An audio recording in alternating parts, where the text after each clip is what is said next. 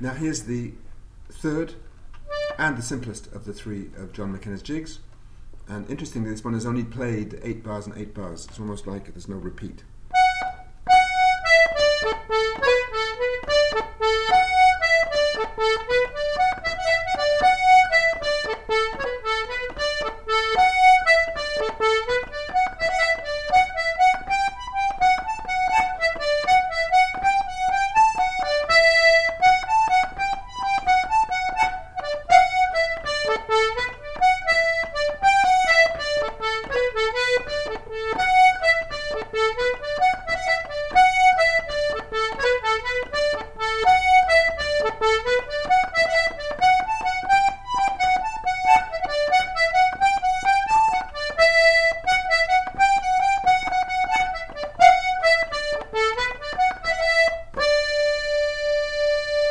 Now, it's very simple, as I say.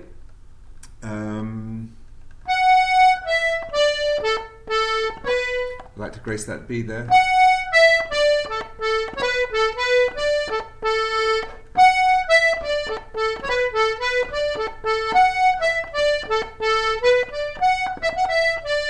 A nice way to grace that E is again with the outer F sharp.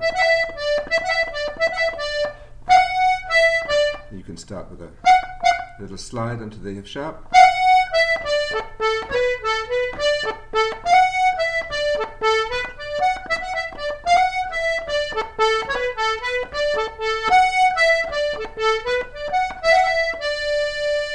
And that's it, very simple.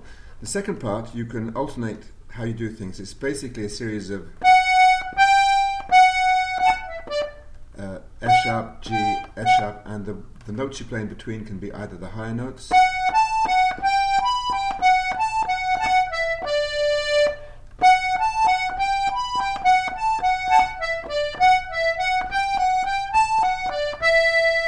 or you could play lower notes.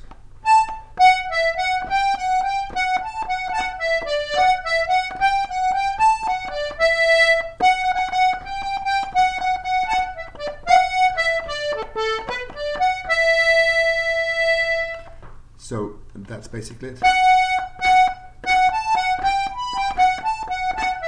Nice to grace those.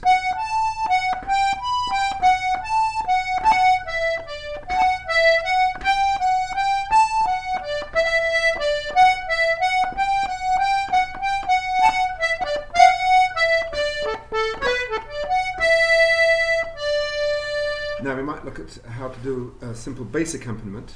Now the typical, I suppose, the very basic accompaniment for jigs, bass accompaniment for jigs, is to play bum, chip bum, chip bum. So basically you're hitting the, if the tune is broken up into groups of 3 notes, then you will hit a bass note on the first and a chord on the last. Bum.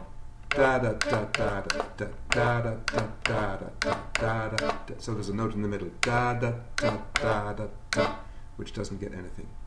Now the chords you'll use in this will stick to very simple chords just for now, although you can throw in a few little variations, and you watch the clip of Jackie Daly, you'll see he does just that. But let's stick with D push, A pull, and G pull. So in the first part, I hasten to add that we're learning this way of accompanying jigs just so we know how to do it, and then after that we probably won't use it very much because it's rather pedestrian and boring. So in the first part we're going to play a D chord,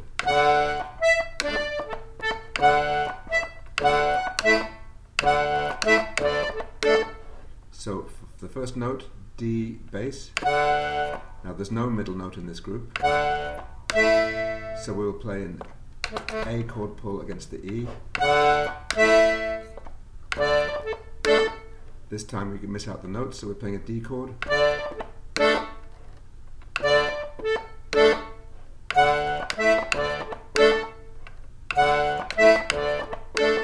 Now we'll go to G for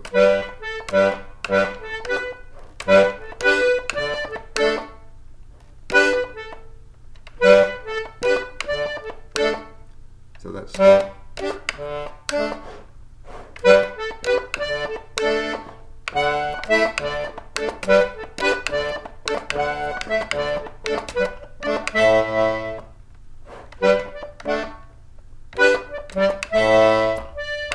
So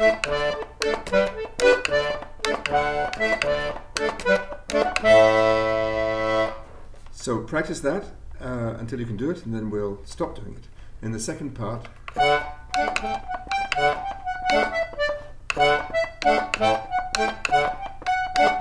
so it's D, I'm playing A there, so D, G,